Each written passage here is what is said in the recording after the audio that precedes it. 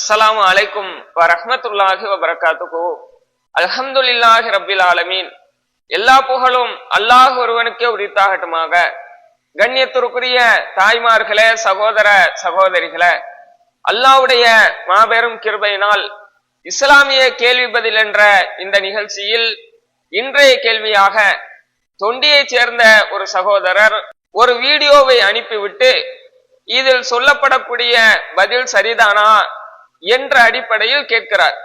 அதாவது அவர் அனுப்பிவிட்ட வீடியோ என்னவென்றால், இஸ்லாம் ஒரு எளிய மார்க்கம் என்ற ஒரு நிகழ்ச்சியில் பிரமத சகோதரர் ஒருவர் ஒரு கேள்வி கேட்கிறார்.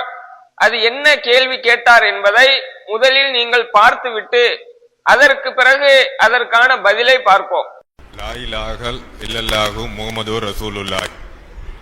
பேரு அபிராகேஷ். நான் இப்போ ஃபர்ஸ்ட் சொன்ன அந்த கலிமா தைபாவை என்னோட தினமும் அதை நான் சொல்றேன். அதையும் தாண்டி இறைவன் ஒருவன், அவனே சிறந்தவன் அப்படிங்கிற கருத்துல நான் ரொம்ப ஆழமா இருக்கிறேன். அதையும் தாண்டி மனிதர்கள் எல்லாருமே சகோதர சகோதரிகள் அப்படிங்கிற எண்ணம் எனக்குள்ள இருக்குது. திருக்குர்ஆனோட வார்த்தைகளை மதிக்கிறேன். புனித சுல் அவர்களோட வாழ்க்கை கதையெல்லாம் படிக்கும்போது எனக்கு கண்ணீரே வந்திருக்கு. அவ்வளவு கஷ்டங்களை தாண்டி இருக்காரு. அண்ட் அவர் தான் இறை தூதர் அப்படிங்கிறத நான் முழுமையா நம்புறேன். ஆனா எனக்கு ஒரு குறிப்பிட்ட பெயர் இல்லை, நான் அந்த குறிப்பிட்ட சமூகத்துல பிறக்கல, குறிப்பிட்ட கலாச்சாரத்தை ஃபாலோ பண்ணல. எல்லா பெயரும் எல்லா செயலுமே இறைவன் பெயரால பண்ணாலுமே நான் 5 நேரம் ஒரு நாளைக்கு தொழுகல. நாம எல்லாருமே இறைவனோட பணியாளர்கள் தான், அப்படிதானே? அப்படி இருக்கும்போது இறைவனோட பார்வையில நான் ஒரு இஸ்லாமியனா தெரிவனா இல்லையா அப்படிங்கிற ஒரு கேள்விதான், ஒரே ஒரு கேள்வி. அதாவது இந்த பிற மதத்தை சேர்ந்த அந்த சகோதரர் என்ன கேள்வி கேட்கிறார் என்று சொன்னால், லா இலாஹ இல்லல்லாஹ் முஹம்மது ரசூலுல்லாஹ், அல்லாஹ்வை தவிர எந்த கடவுளும் இல்லை, முஹம்மது நபி இறை தூதர் என்பதை நான் ஏற்றுக்கொண்டு வாழ்கிறேன். அதுவும் அவர் கேட்கும் போது சொல்றாரு, இதை நான் தினமும் சொல்லிக் கொண்டு வாழ்கிறேன். இப்ப இத்தகைய நான் தன்னை ஒரு இஸ்லாமியனாக மக்கள் மத்தியில் பிரகடனப்படுத்தாமல், தன்னுடைய வாழ்க்கையிலும் அதை வெளிக்கொண்டு வராமல், அதாவது தொழுகை நோன்பு போன்ற எந்த வணக்கத்தையும் செய்யாமல் மனதால் நம்பி வருகிறேன். இப்ப நான் இறைவன் பார்வையில முஸ்லிமாக கருதப்படுவேனா என்ற அடிப்படையில் தான் அந்த சகோதரர் கேள்வி கேட்கிறார். இப்ப இந்த கேள்விக்கு பதில் சொல்லக்கூடிய அந்த பேச்சாளர், இது இறைவனுடைய பார்வையில் முஸ்லிமாக நீங்கள் கருதப்பட மாட்டீர்கள் என்ற அடிப்படையில விளக்கம் கொடுக்கிறாங்க. அப்ப இதனால தான் இந்த விளக்கம் சரிதானா என்று இந்த சகோதரர் கேள்வி கேட்கிறாங்க. உலகத்துல ஒருவர் முஸ்லிமாக வெளிப்படுத்தாமல் மனதால் இறைவன் ஒருவன் தான் என்று நம்பி இறைவனுக்கு இணை வைக்காமல் முகமது நபி இறை தூதர் தான் மனதால் நம்பி வாழ்கிறாரு. அவர் தன்னை முஸ்லிமாகவே வெளியில சொல்லல. அவர் எந்த மதத்தை சேர்ந்தவராக இருந்தாலும் சரி, இந்து மதமோ கிறிஸ்தவ மதத்திலேயோ இருந்தாலும் சரி, தன்னை முஸ்லிமாக வெளிப்படுத்தாமல் மனதால் நம்பி இருக்கிறாரு. இப்படி இருக்கலாமா? இதற்கு மார்க்கத்தில் அனுமதி இருக்குதா என்று கேட்டால் அனுமதி இருக்கிறது. அதற்கு என்ன ஆதாரம் என்று சொன்னால், நபி ஸல்லல்லாஹு அலைஹி வஸல்லம் அவங்க ஆரம்ப காலத்தில், இஸ்லாத்தினுடைய ஆரம்ப காலத்தில் மக்காவிலிருந்து நீங்கள் எல்லாம் ஹிஜ்ரத் செஞ்சு போங்கன்னு ரசூலுல்லாஹ் அனுப்பிய ஒரு ஊர் தான் அபிசீனியா என்ற அந்த நாடு. அங்கே அந்த நாட்டு மன்னராக நஜாசி என்ற ஒரு மன்னர், அவருக்கு அஸ்ஹமா என்ற பெயரும் உள்ளது. அப்ப அந்த மன்னர் கடைசியில இஸ்லாத்தை ஏற்றுக்கொண்டார். அதற்கு பிறகு நபி ஸல்லல்லாஹு அலைஹி வஸல்லம் அவங்க மதீனாவுல இருக்கும்போது பிற்காலத்துல அவர் மரணம் அடைகிறார். யாரு? நஜாசி மன்னர். இப்ப இதை அல்லாஹ் ரசூலுல்லாஹ்க்கு தெரிவிக்கிறான். அப்படி தெரிவிக்கும் போது நஜாசி அந்த மன்னர் தன்னை முஸ்லிமாக வெளியில காட்டிக் கொள்ளவில்லை. மனதால் தான் ஏற்று வாழ்ந்தாரு. வெளிப்படையில என்னவாக இல்லைன்னா முஸ்லிமாக தன்னை காட்டிக் கொள்ளவில்லை. அதனால நபி ஸல்லல்லாஹு அலைஹி வஸல்லம் என்ன பண்றாங்கன்னா, சஹாபாக்களுக்கு அழைப்பு கொடுக்கறாங்க. மாத்தல் யௌம ரஜுலுன் சாலிஹுன், இன்றைய தினம் ஒரு நல்ல மனிதர் இறந்து விட்டார்.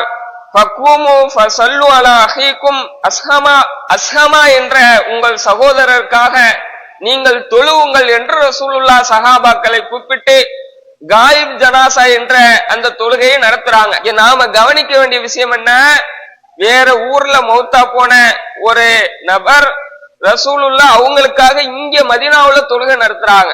இதுல இருந்து நம்ம என்ன விளங்குறோம், நஜாசி மன்னர் மனதால் அல்லாஹ்வை ஏற்றுக்கொண்டார், முகமது நபி இறை தூதர் என்பதை நம்பினார். ஆனால் வாழ்க்கையில அதை வெளிப்படையில சொல்லல.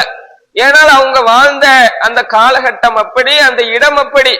அப்ப தன்னை ஒரு கிறிஸ்தவராகவே மக்களிடையே வாழ்ந்து வந்தவர் மனதால அல்லாஹ்வை நம்பியதனால தான் அல்லாஹ் தான் இந்த செய்தியை அறிவித்து கொடுக்கிறான். அப்ப ரசூலுல்லாஹ் தொழுதாங்களா இல்லையா?